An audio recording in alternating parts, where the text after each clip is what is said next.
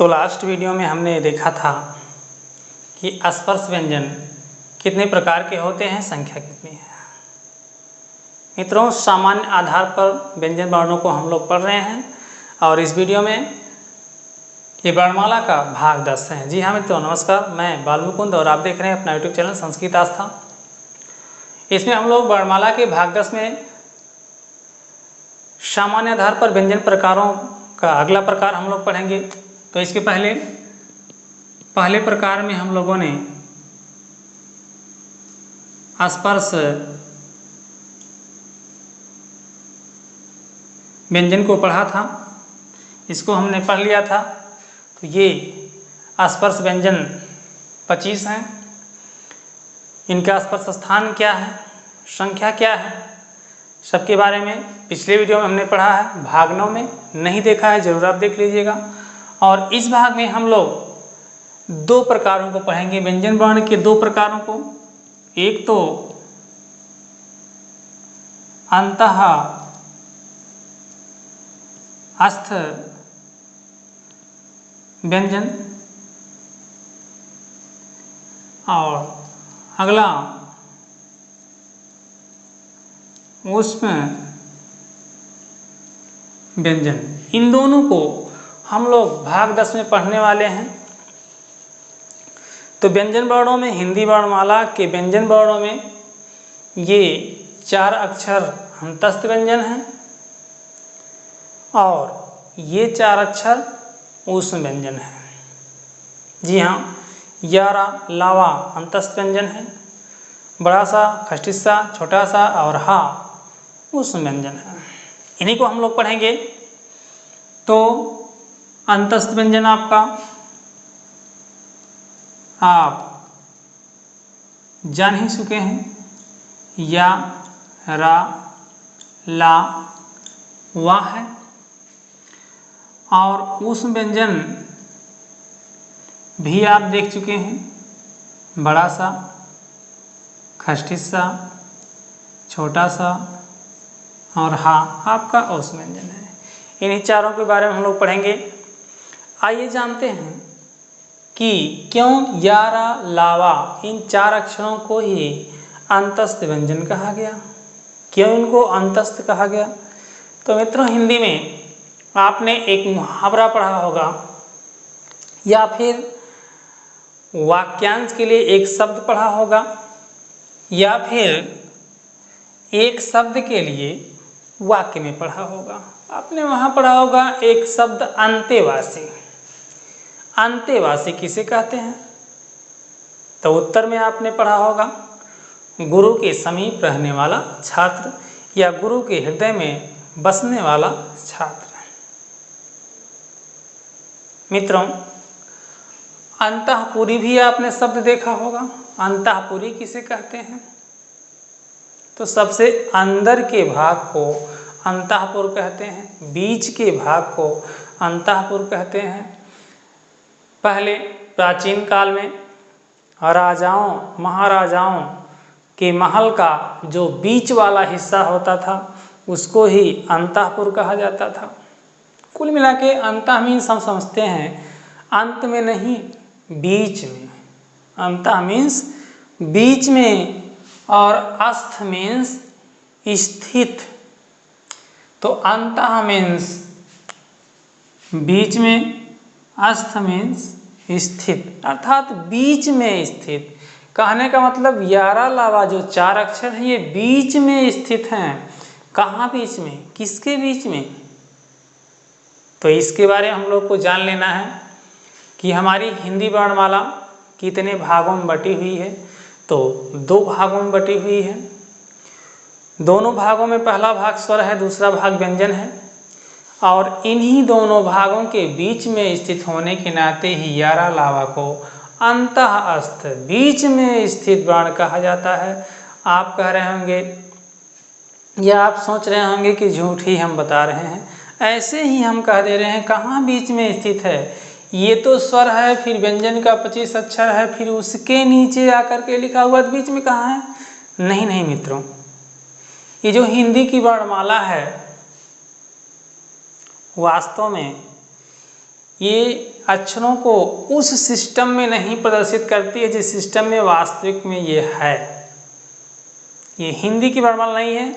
यदि आपने संस्कृत का अध्ययन किया होगा तो संस्कृत में जो माहेश्वर सूत्र है, उस माहेश्वर सूत्र का या उस माहेश्वर सूत्र में जो अक्षरों का क्रम है, सही में वही अक्षरों का क्रम है, वही सही क्रम है। तो ये संस्कृत तो है नहीं। फिलहाल मैं आपको थोड़ा सा याद दिलाना चाहूँगा कि संस्कृत में माहेश्वर सूत्र में 14 माहेश्वर सूत्र हैं। आयु ऋ क्यों अयो छैव्रट लड़ यमा अंगा अड़ानामा झभैया घटा दसा झबगटा दसा खाफा छाठा था जाटा तावा कपै ससर हल। ये 14 माहेश्वर सूत्र हैं जिसमें सबसे पहले स्वरों को रखा गया अयु ऋ क्यों अयोच में, फिर इन अंतस्थ व्यंजनों को रखा गया हैव्रट और लड़ में, फिर व्यंजन के सभी अक्षरों को रखा गया है। तो उसके तौर पर हम देखते हैं तो माहेश्वर सूत्र में सबसे पहले स्वर है, फिर अंतस्थ व्यंजन है, फिर आपका व्यंजन वर्ण है। तो इधर स्वर उधर व्यंजन, बीच में आपका ये अंतस्थ व्यंजन यारा लावा है, बीच में स्थित है, इसीलिए इसको अंतःस्थ वर्ण कह दिया गया है। यहाँ हिंदी में इसको समझने के लिए थोड़ा सा संस्कृत का सहारा लेना पड़ा, आपको समझाने के लिए ज़रूरी था। आपने संस्कृत पढ़ा होगा या पढ़ रहे होंगे या उससे तैयारी कर रहे होंगे तो आप तुरंत समझ गए होंगे। अगर नहीं पढ़ा है तो थोड़ा सा आप एक झलक हमारे प्लेलिस्ट में संस्कृत वर्णमाला नाम से एक विभाग बना हुआ है, उसमें आप माहेश्वर सूत्र को देख लीजिएगा तो उसमें आपको समझ में आ जाएगा कि ये वास्तव में बीच में स्थित है। हिंदी की वर्णमाला में बीच में नहीं है, तो हिंदी की वर्णमाला में अक्षरों का क्रम भी जो वास्तविक है वो नहीं दिया गया है, इसमें क्रम को उलटफेर कर दिया गया है। तो इस तरह बीच में स्थित होने के नाते इनको अंतःस्थ वर्ण कहा गया। आइए देखते हैं आगे।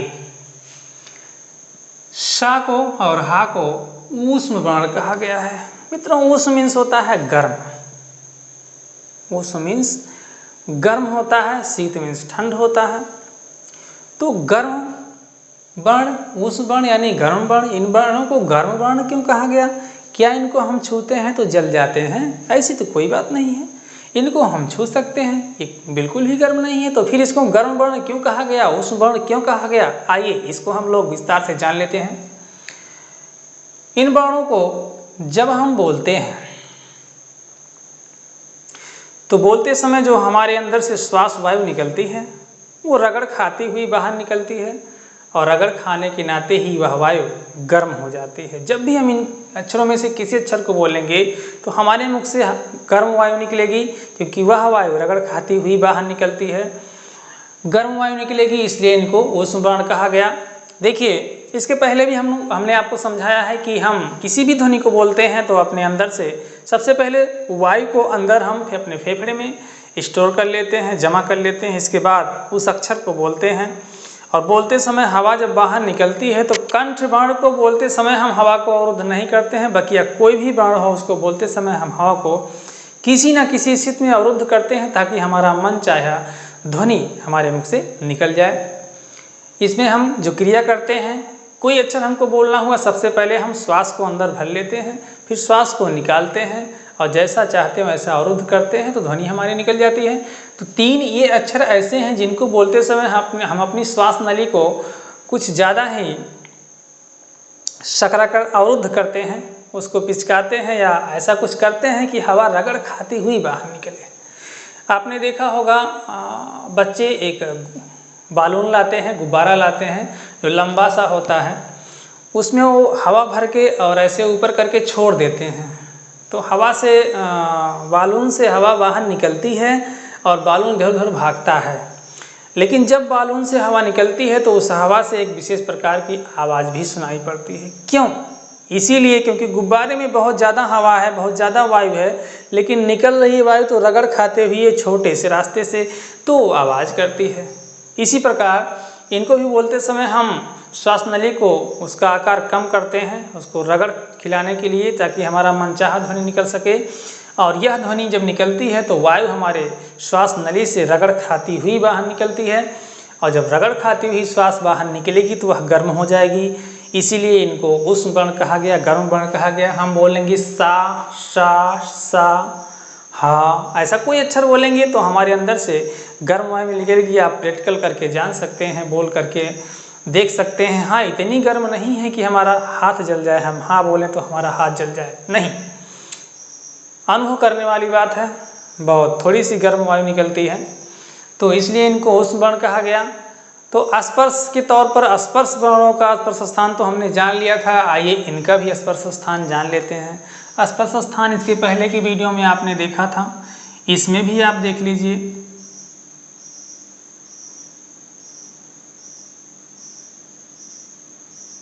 इसमें भी आप देख लीजिए, थोड़ा सा समय देकर। चीज़ों को बार बार दोहराने से ही चीज़ें हमको याद होती हैं। करत करत अभ्यास ते जड़मत हो सुजान, अभ्यास करते करते भी जो जड़मत होता है, बुद्धिहीन होता है, वो भी सुजान यानी बुद्धि वाला हो जाता है। तो बार बार दोहराइए, कोई दिक्कत नहीं है। इसमें हम लोगों ने पढ़ा था, ये जो है ये कंठ है, ये जो है ये तालु है, यहाँ पर मूर्धा है, दंत है, ओष्ठ है,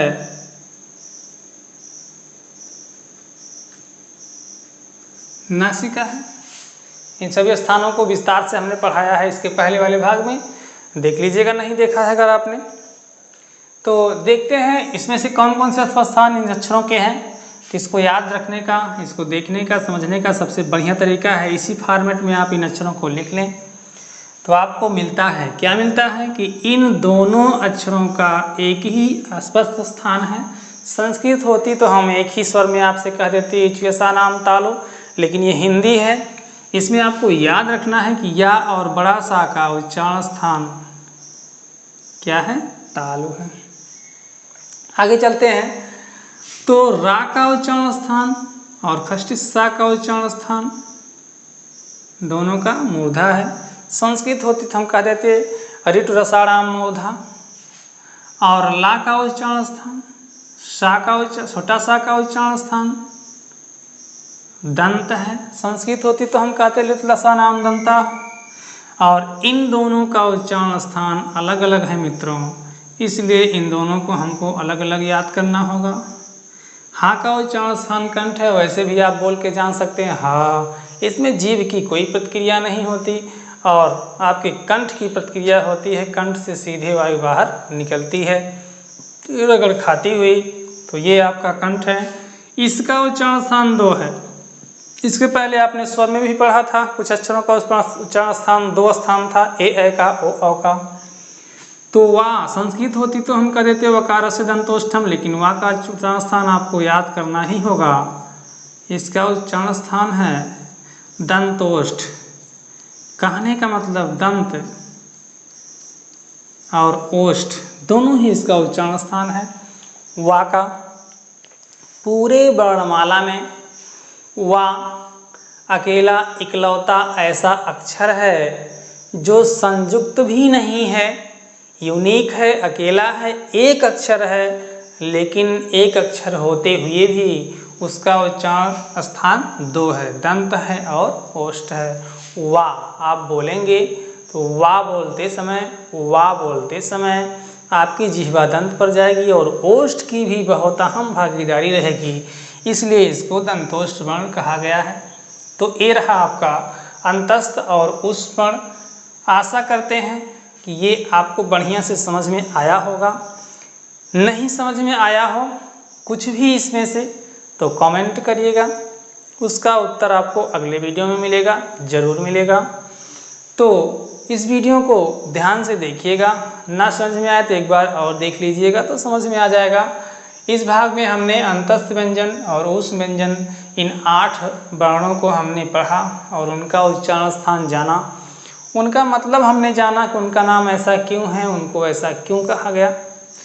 तो इस वीडियो में वर्णमाला के भाग 10 में बस इतना ही। अगले वीडियो में हम लोग जानेंगे कि संयुक्त व्यंजन क्या होता है, संपृक्त व्यंजन क्या होता है और द्वित्व या युग्मक व्यंजन क्या होता है।